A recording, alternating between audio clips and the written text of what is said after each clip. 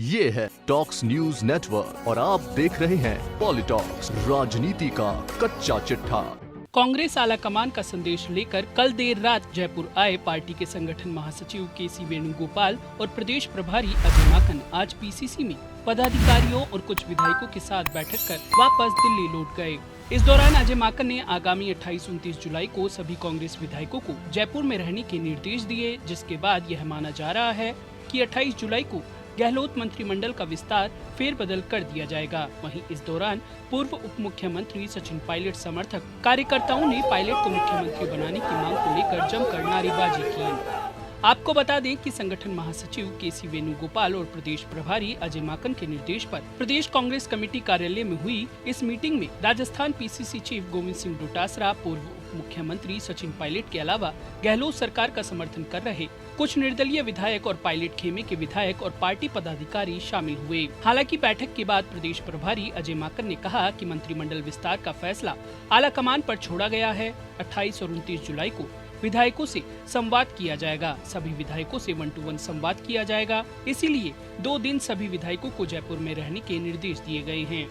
लेकिन राजनीति में जो दिखता है वो होता नहीं है। जब वेणुगोपाल और माकन आलाकमान का संदेश लेकर जयपुर आए और मुख्यमंत्री अशोक गहलोत ने सोनिया गांधी के हर फैसले को मानने की बात कह दी, तो अब विधायकों से संवाद करने का कोई तुक नहीं रह जाता। वहीं ऐसा भी नहीं है कि माकन ने विधायकों से संवाद किया नहीं है। हाल ही में माकन ने सभी विधायकों से संभाग स्तर पर जाकर संवाद किया था। ऐसे में अब कोई कारण नहीं रह जाता कि मंत्रिमंडल विस्तार और राजनीतिक नियुक्तियों को लेकर कोई रुकावट बची हो। आपको बता दें कि के.सी. वेणुगोपाल और अजय माकन की मुख्यमंत्री अशोक गहलोत के साथ शनिवार देर रात तक लंबी चली मुलाकात के बाद सीएम अशोक गहलोत ने बयान दिया कि आलाकमान यानी सोनिया गांधी जो फैसला लेंगी वो उन्हें मंजूर होगा। मुख्यमंत्री अशोक गहलोत के इस बयान के बाद ही मंत्रिमंडल विस्तार की कवायद तेज हो गई है।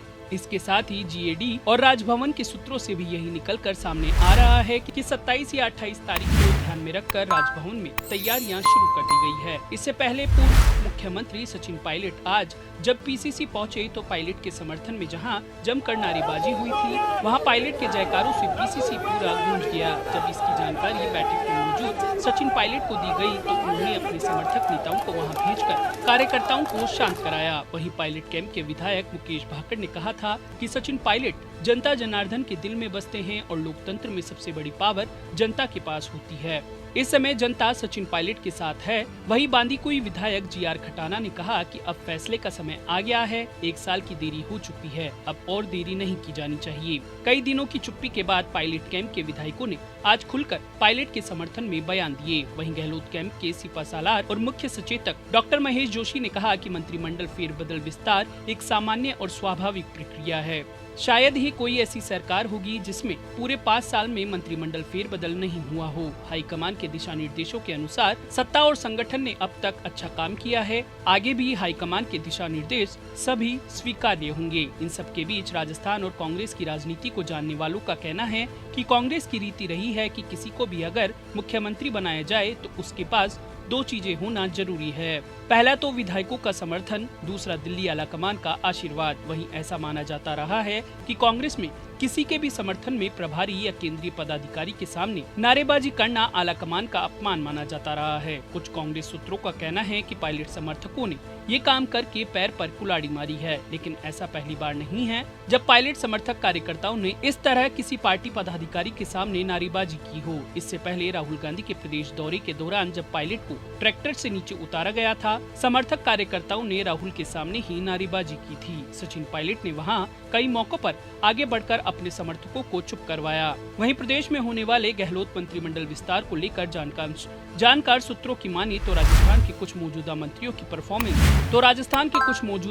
की परफॉर्मेंस के आधार पर विदाई हो सकती है, तो पायलट कैंप को एडजस्ट किया जाएगा। हालांकि इन सभी फैसलों का ऐलान कांग्रेस हाईकमान की अनुमति के बाद ही किया जाएगा।